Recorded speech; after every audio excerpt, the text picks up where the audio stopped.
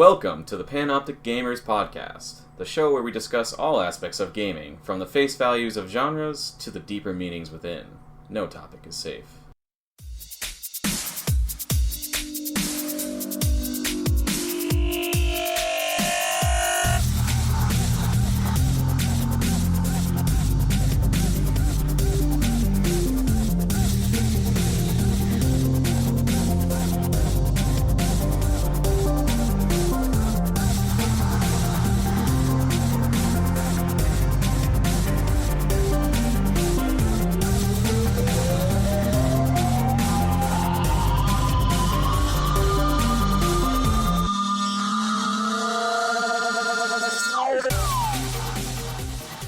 Okay, so I guess we can jump right in.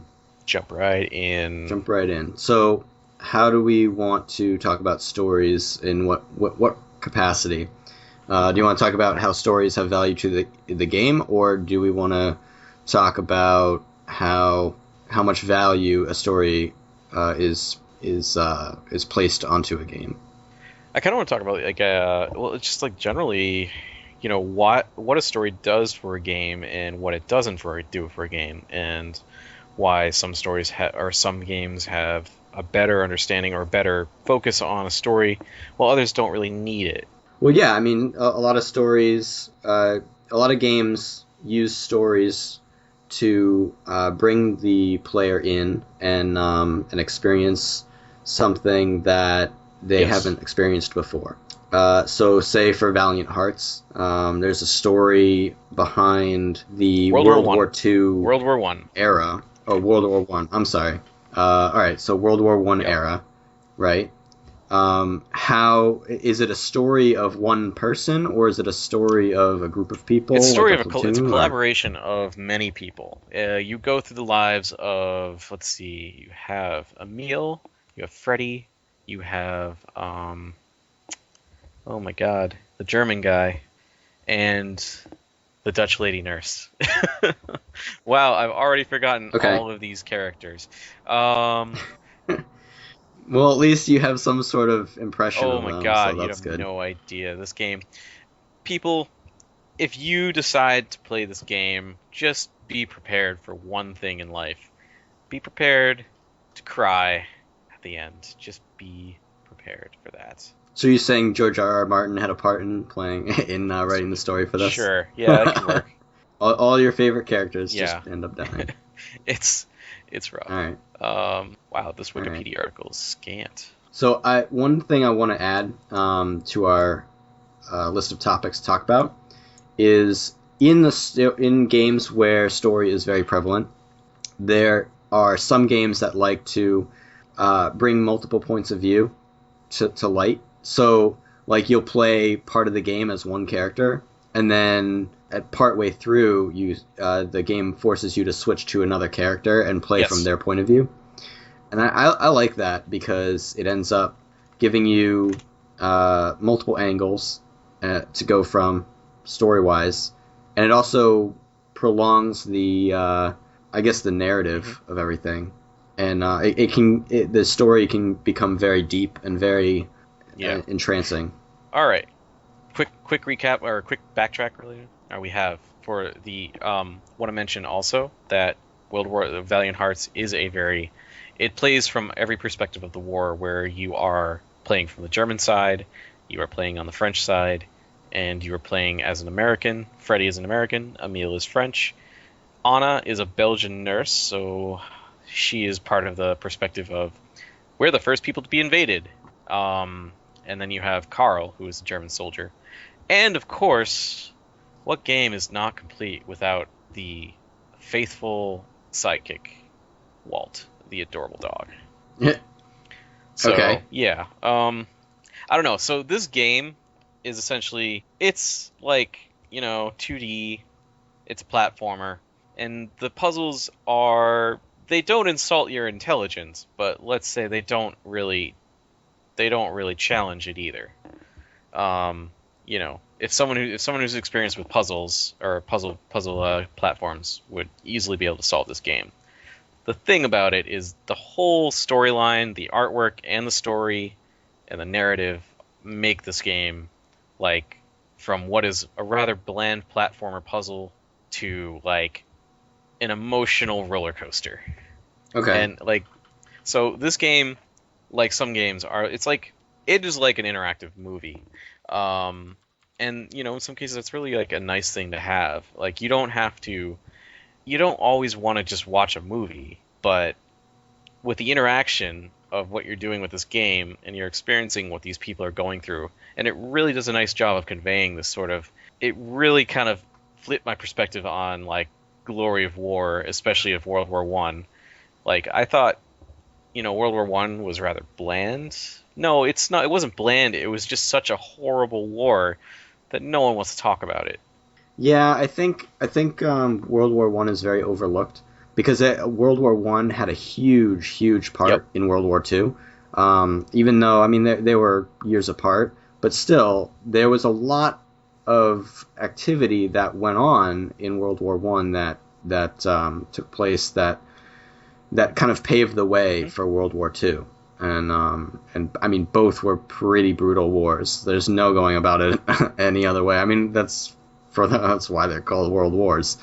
Um, but yeah, and I remember watching the History Channel's not documentary, but it was a mini series on. It was called The World Wars, and it went over how the major players evolved in World War One to World War Two, and essentially the beginnings of Hitler, the beginnings of Stalin, the beginnings of Roosevelt, or Yes, is it Roosevelt. Roosevelt? Yeah, it's Roosevelt. Churchill took Um, a Churchill, that's Churchill right. was a Navy commander or captain in World War One. Yeah, and he had made some like poor choices in World War One and was like ostracized for it, and then somehow uh, he gained traction again later on in World War Two when people started making poor decisions, and he was like, "Let me handle this, guys. I got an idea," and everyone was very apprehensive about it because they knew his history. So, but then they were like, "Well, all right," and then he ended up, helping out. Being Prime Minister of England and all that. Um, So, but that being said, I mean, there's a lot of yes, story to it, a lot of parts to the story from every angle, and I can see why Valiant Hearts would take little bits from every side and put it into such an elaborate and yeah, complex story. yeah. It follows the story of four characters. You play each of the four characters with Walt, the dog, transferring between the characters sometimes. Um, on a side note about this game, if you do take this game up and suddenly get an interest in World War One, tons of historical facts in the game that are written, and you can find historical items and so forth. But if you want like a great podcast on the whole subject of World War One, check out Hardcore History, Blueprints of Armageddon. There are 4 parts right now. Very long podcast, but worthy listen.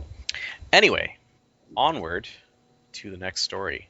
We have, covering Valiant Hearts, we should jump into something a little more interactive.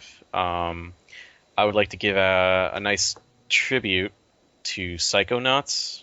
Now, this was a game made way back in the day, um, and this game had a wonderful story, very enjoyable, very funny, very humorous, and it was by that guy that everybody knows his name, but just you know, So I haven't played Psychonauts, and I've seen it played a little bit, yeah, little bits and pieces. It looks pretty fun. The artwork is the art style of the game is um, yep.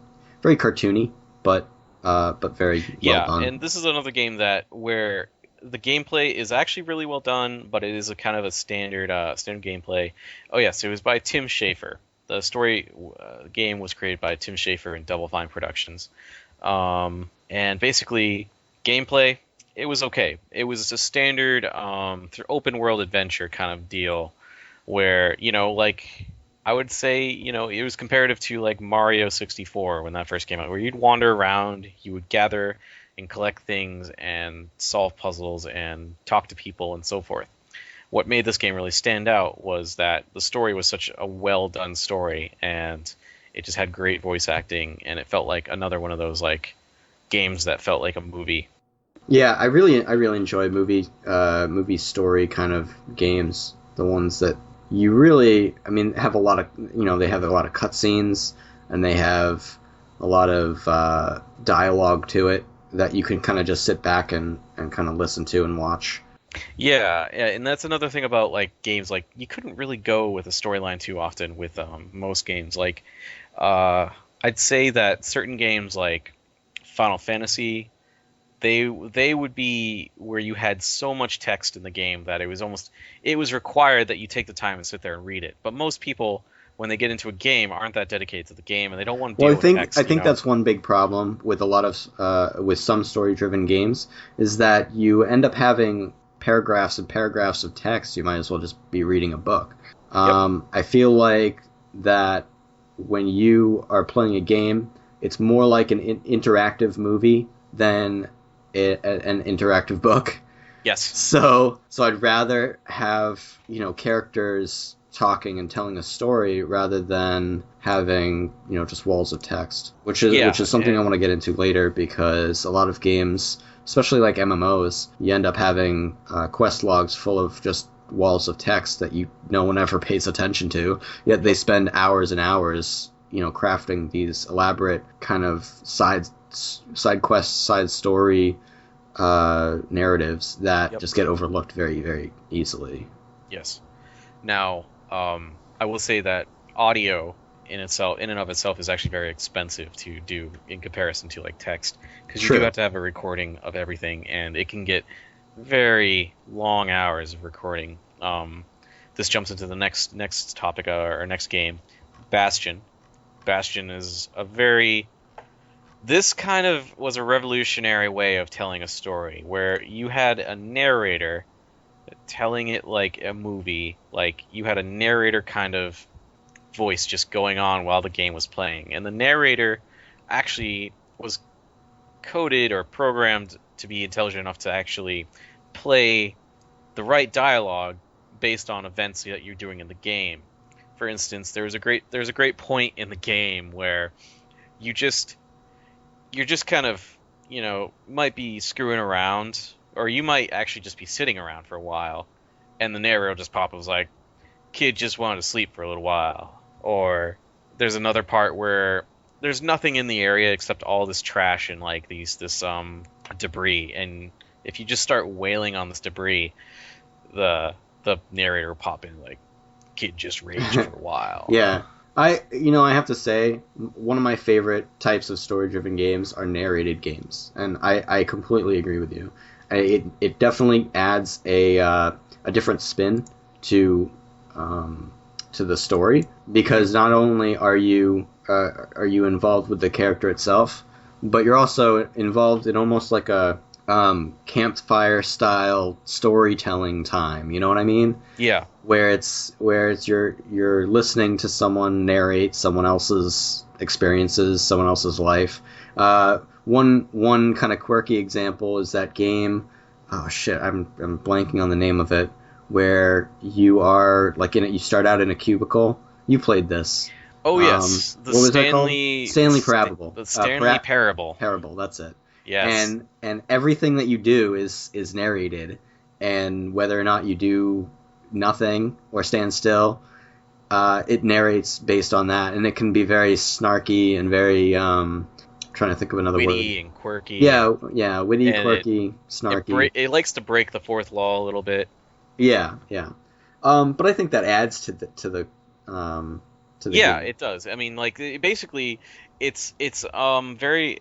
It can be comparable to Portal in its humor, but it's not. It's one of a humor of its own, where you're just kind of like putting yourself into a you play out a story, and if you play it like it expects you to do, everything goes your way, but it's way too easy and it feels very fake. And I think they do a beautiful job of that, because then you end up back in your cubicle and the game starts over. It's like, play me again. Like, okay. Yeah. Well, I don't want to do the same thing. All right, what if I do this? And things getting weirder, and then you have a different ending, and then like you start really just messing with the game, and you kind of feel like, maybe the way I did it was not the way I was supposed to do it, and you just keep trying to find a different way, but every way just kind of feels a little more unsatisfying. You're Yeah, kind of yeah. like lost in this like meta hell of Office Space. Yeah. But that's part of what the game story is that it's kind of trying to bring you out of a mundane situation and kind of almost parody a mundane situation, parody someone's boring life. You know what I mean? Yeah. Yeah. I have played after looking at my Steam account. I have played a few games that are pretty a lot more story driven than the ones that I've suggested earlier, which would be let's see. So there was I had it. Where is it? Okay, so there is Dead Space, which is very story driven, not in the same respect though with a narrator. Yeah. Yeah, we could also include Oh, Half-Life. Max Payne. Okay, Max Payne. let's take Max Payne for example. That is very comic book style narration. Mhm. Okay, you have a character who I think what was he, a cop?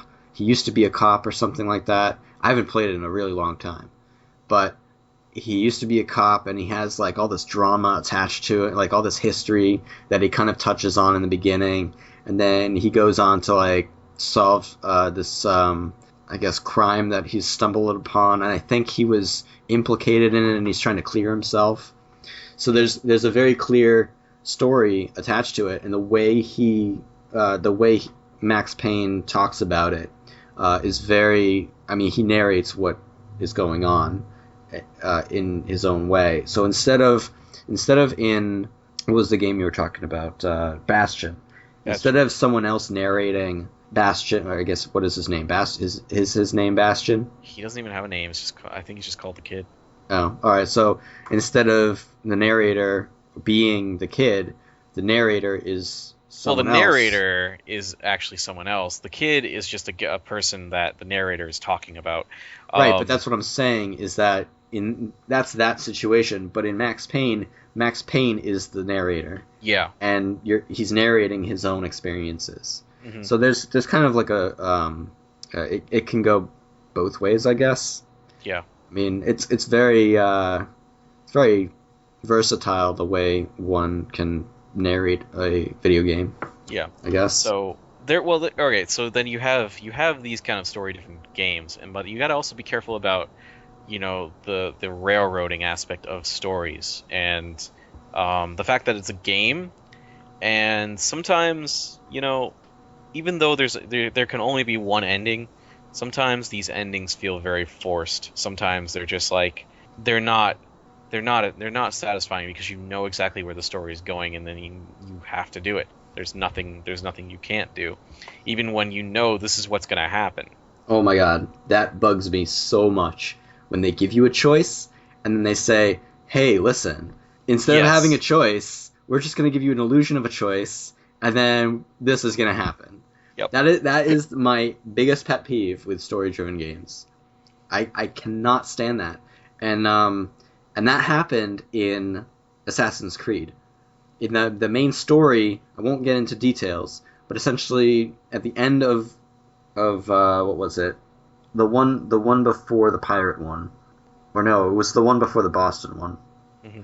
But anyways, they gave what's his name? I can't remember anything. Wow, his name starts with a D. Well. Just give me 1 second. Well, I mean, while you're looking that up, I can bring up there is a classic example is the Mass Effect series. All right, so before you talk about that, don't ruin Mass Effect 3 for me, okay? So I haven't finished that one yet. Okay. So his name is Desmond. Okay. Desmond is given a choice at the end of his storyline. The choice being save humanity or let all humanity die, but if you save humanity, humanity will be enslaved forever. Mm-hmm. So you can either have an enslaved humanity, or everyone dies. Yep. And then you say, okay, well, if that's going to be a choice presented to me, then you're expecting, okay, well, maybe it'll have me make like a little choice. It'll give me a little dialogue box to choose from. But then you go forward from that to like the next page, or however you want to say it, the next, dialogue part, and then Desmond chooses for you.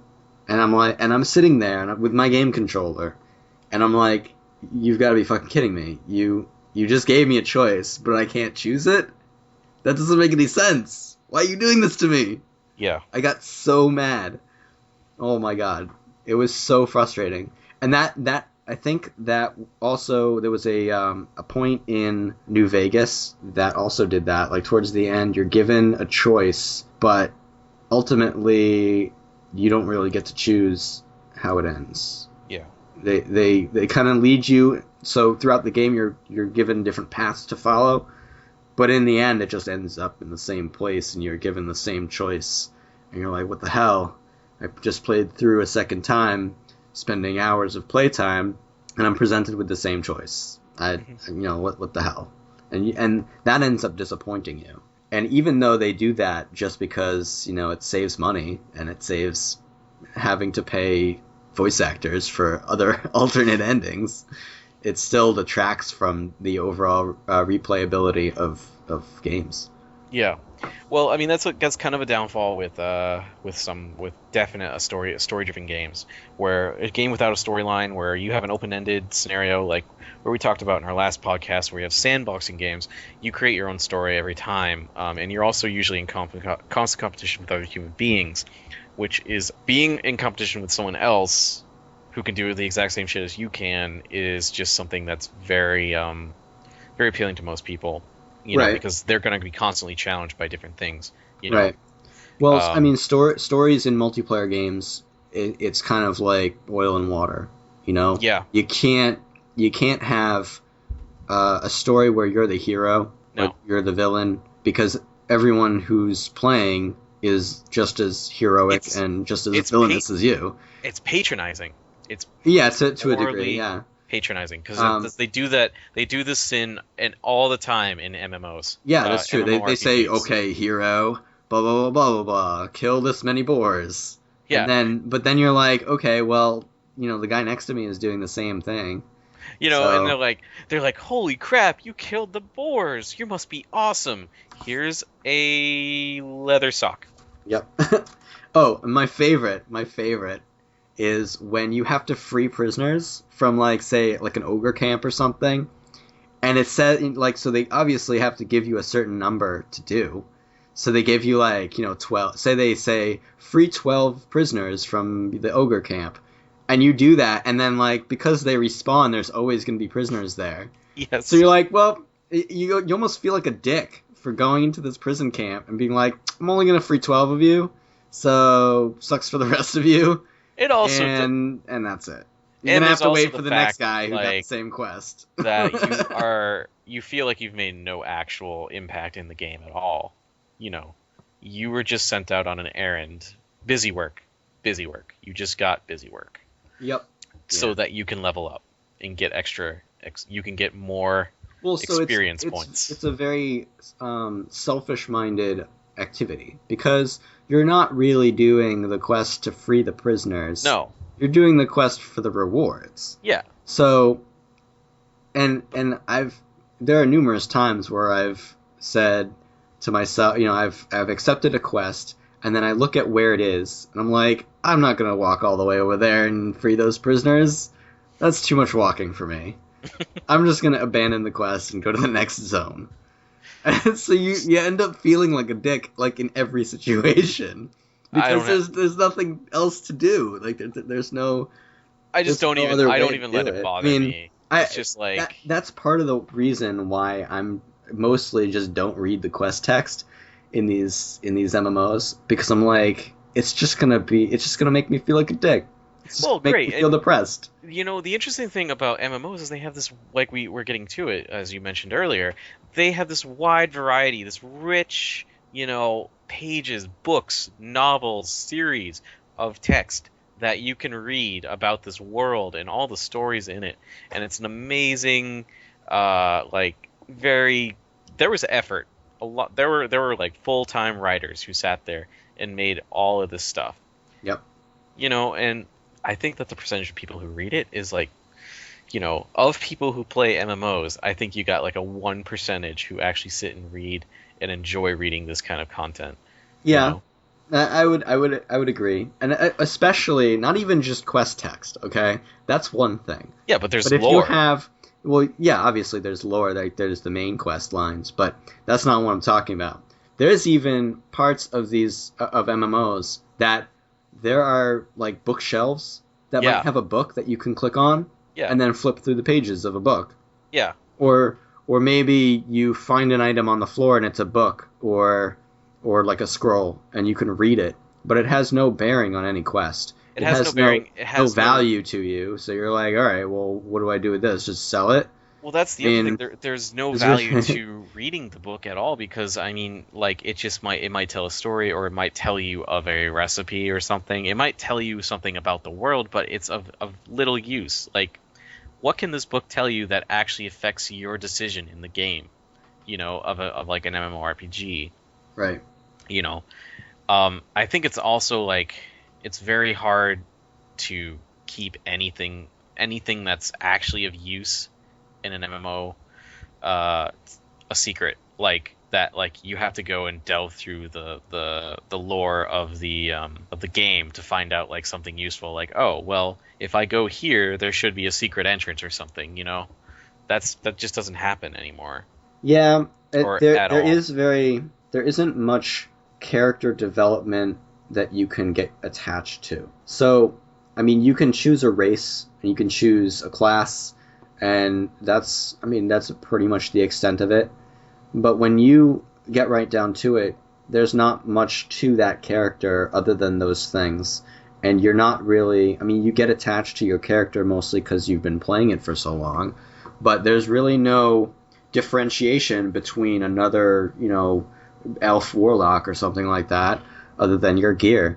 And Yeah. the thing is that in order to draw people in, you need to make people feel special, and you need to make people feel like they're actually a part of a story. Like, so, say, I find it very different to play like Dungeons and Dragons than to play World of Warcraft, because even though you still have stats, you still have a character that is a race and wears cloth armor or whatever.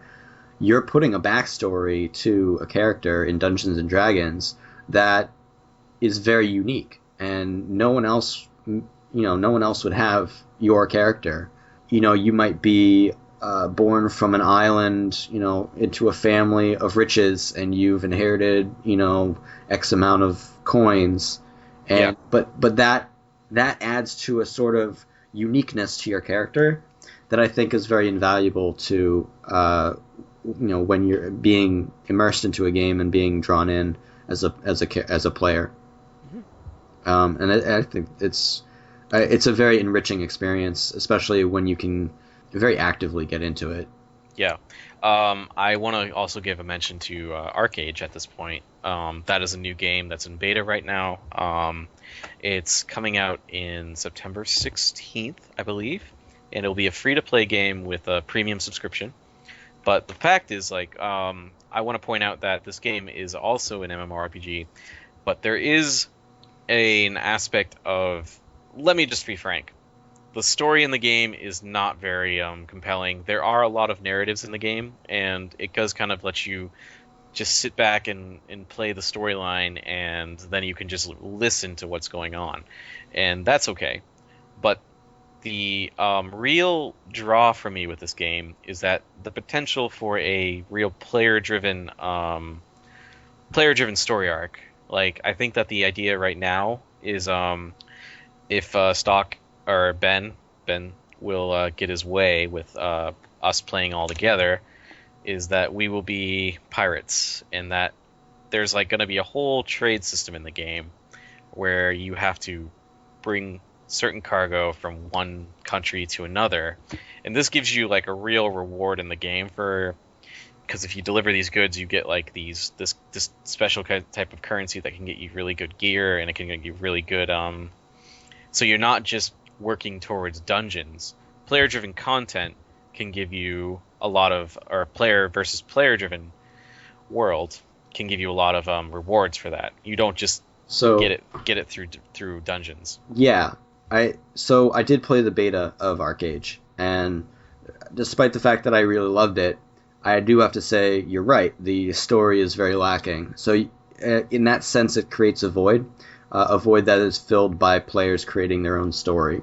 Yeah, and that in and of itself is, I mean, it's a way of playing, surely.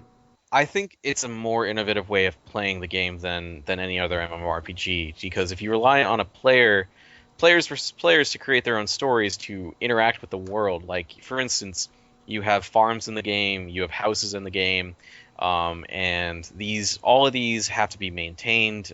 People have to pay taxes on them, and of course, if you want to own land, you of course have to have a premium subscription, but that's, I guess, how they're going to make money. Right. But within the game, these objects are things that bad things can happen to. People can steal your crops, and people can do this or that, and you can also be someone of like a person of justice, and you can start doing bounty work, and you can find these people, and you can disable them, and then they have to go to court, and they have to go to jail.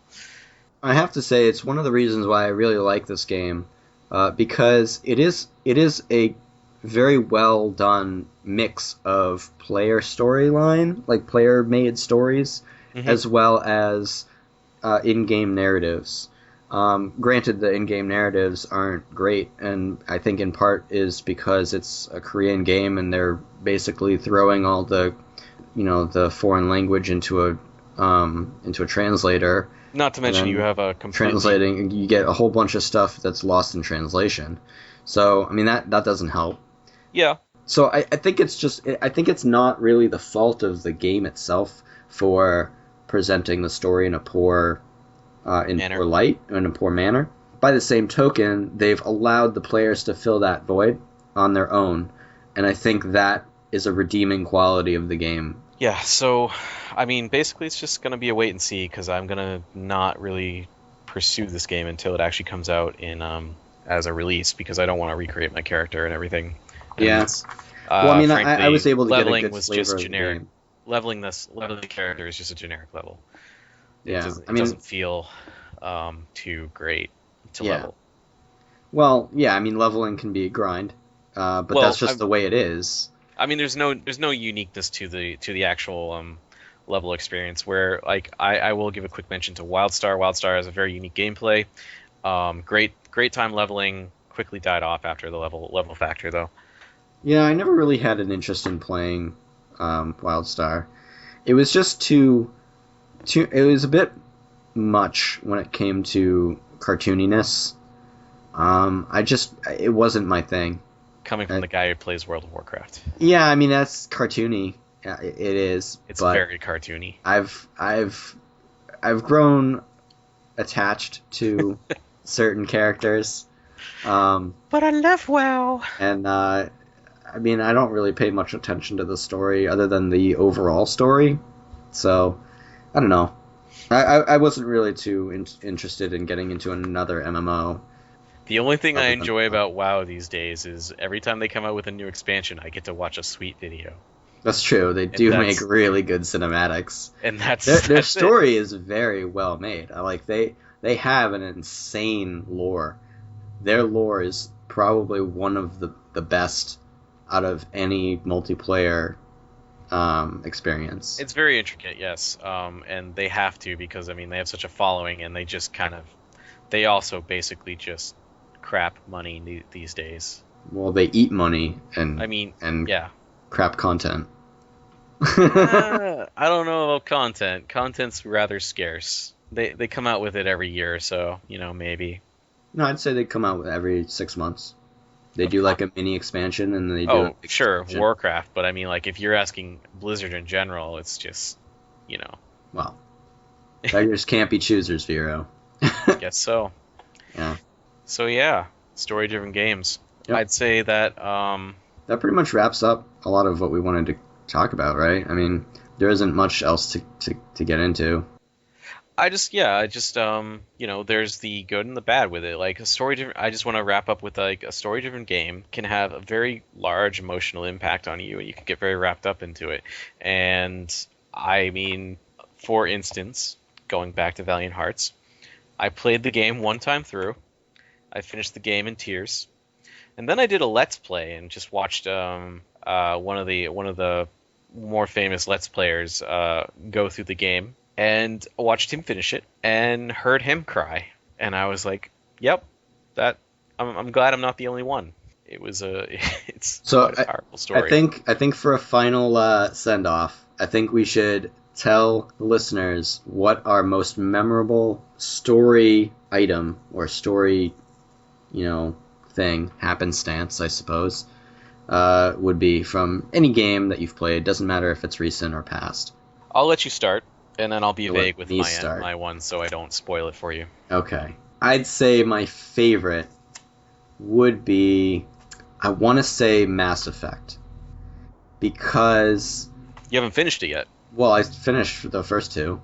Okay, So, but the third one's like the biggest one, man. it is. But there's a. I'm trying to remember. It's been a little bit, and I have a really bad memory, so bear with me. Let's see. I think the biggest thing was towards the end of the second one, where shit just hit the fan, and I was like, well, I did my best, and there's really nothing I can do at this point. Shit is blowing up. You just have to pretty much bail at that point. And it was kind of heartbreaking to see everything that, like, the whole complex, the whole city that you've worked so hard to protect, just, spoiler alert, go up in flames. It was just very, very hard to deal with that. Yeah.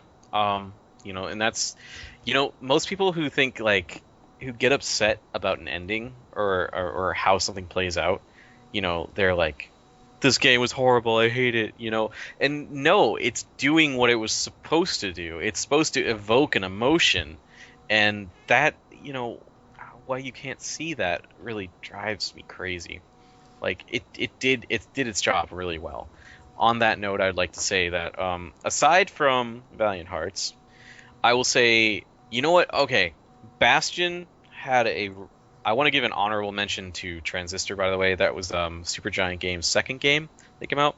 Great story game. The gameplay itself was unique.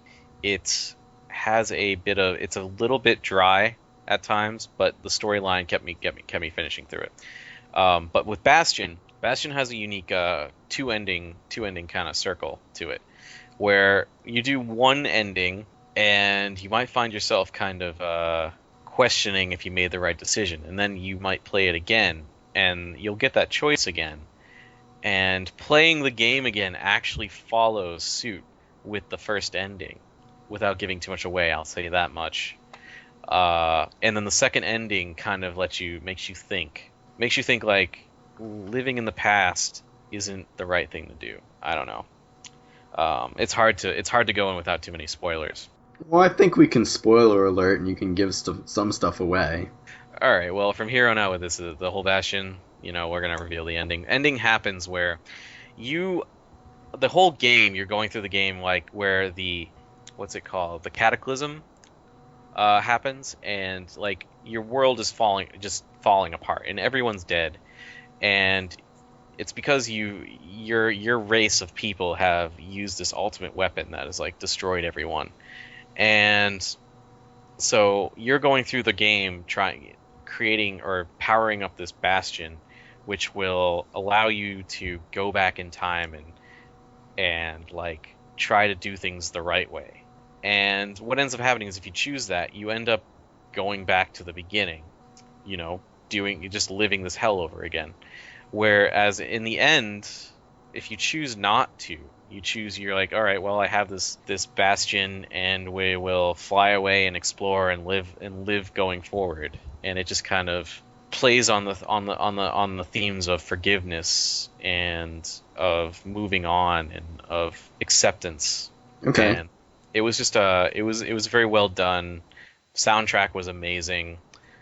Helps you. It just kind of left you thinking like, huh, that was good. Now, finally, last thing, most memorable one was of course Mass Effect 3. A lot of people were very upset with this kind of multi-ending kind of way it ended, because people would go back and they would replay all of the endings, which I think really kills the idea of the game, of the whole choice at the end. If you go back and you replay those endings, you're just kind of killing some of the it's killing like the value of the ending. So you kind of are faced with three choices, and I think the worst part about these three endings was that they recycled some of the scenes for each ending. But really, if you just watched one ending and you just let it play through and you just accepted that ending as the one that you made the choice for, it really lets you think about, like, it brings a lot of philosophical topics to play. And I think if you can see that, you can really appreciate the endings from Mass Effect 3. Yeah, I think you're right. You kind of have to. Some games that claim to have replayability, you kind of have to just take the choice and roll with it and be either upset that you took it or just happy with your choice. Because if you end up replaying it again, you're just gonna be either disappointed or kind of coaxed into playing it again. Yeah. You don't really get the same joy out of out of playing a game again. A lot of times. So yeah. All right. That's a good wrapping up segment. Yeah. So, all right. Well, thanks for listening, and we'll catch you later.